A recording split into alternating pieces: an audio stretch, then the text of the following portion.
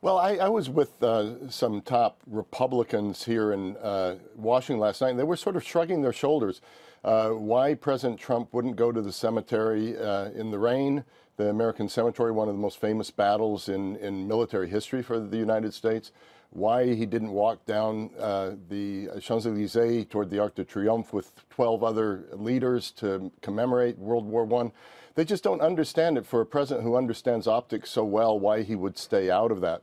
What it did underscore is that there is a growing rift between Europe and the United States. And after the midterms, a lot of European leaders are wondering, what's going to come next from the United States? Should they wait out President Trump?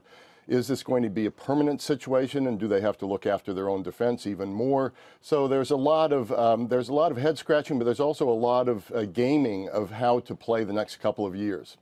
Fred, our audience probably cares very much about the trade issues, what that's going to mean not only with European leaders who were there, but with the Chinese President Xi. What's happening along those issues after the midterms, and what's your assessment of that?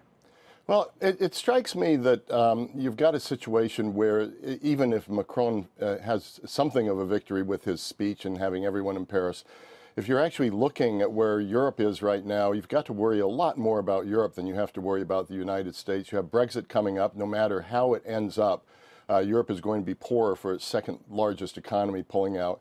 You have ground zero in the test of European governance in Italy, where Italy is showing down the EU over its budget battle over austerity.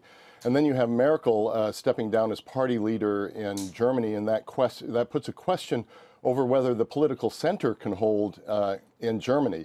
And then when you get to the trade issues you're talking about, the Germans are very worried that President Trump will still put on a 25% tariff on autos. And people are looking at that. They're looking at China. And then they're looking particularly at Iran, which could be the biggest test of the Trump presidency over the next 2 years as he applies sanctions, tries to bring the Europeans online, and tries to change the behavior of Iran. I'm watching that issue probably as the one that will be the biggest test of whether Donald Trump can transform his disruptive foreign policies into actual progress. And that's where we are right now. The first 2 years was a lot of disruptive policies, North Korea, China, trade, also Iran.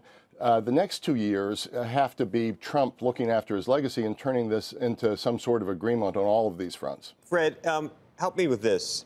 There was this comment by Macron and then a tweet by the president afterwards about Europe needing to perhaps build up its own military to protect itself against China and Russia and the U.S. Then the president tweeted how horrible he thought that was. Then, of course, there was the meeting between the both of them where they tried to look like they were friendly, but I couldn't tell if it was chilliness. And then there was the hand on the knee. I didn't know what was going on. But the reason I raise all of that is that going to affect trade ultimately? Well, one thing's for sure, and that's the bromance between Merkel and Trump is one of history. I think you're going to find the U.S. moving toward a trade agreement in Europe, partly because at least the top trade officials in the Trump administration want to fix their sights on China, and they feel they have to get their allies back on board, as they did through the redone NAFTA deal. That being said, the president still leans toward, well, I think I can take on Germany and China at the same time. So there's some disagreement within the administration on that. I think there's going to be a lot of drama on the trade front in the days ahead. And then I think with the Democratic Congress, you could also get some pressure on trade to put more labor standards and higher standards in any trade deal, say the bilateral deal that the U.S. would like to have with Japan. Fred, the issue of tariffs on European cars and others, there was some reporting over the weekend that suggested President Trump very much likes this because it's the one thing that seems to really rattle any European leaders, is the idea of these tariffs becoming reality. He thinks it works. What happens if they come back up? Let me put together sort of a strategic view and then tariff view. So you've got a divided Europe right now looking toward the United States. You've got the Germans and the French talking about strategic autonomy. We can't trust the United States anymore. We can't bet that the situation is going to change quickly, or that it will even be different after Trump is gone. Therefore, we have to build a European army. That was what Macron talked about. Right. The second issue is the Nordics and the East Europeans are saying, strategic autonomy, you must be crazy.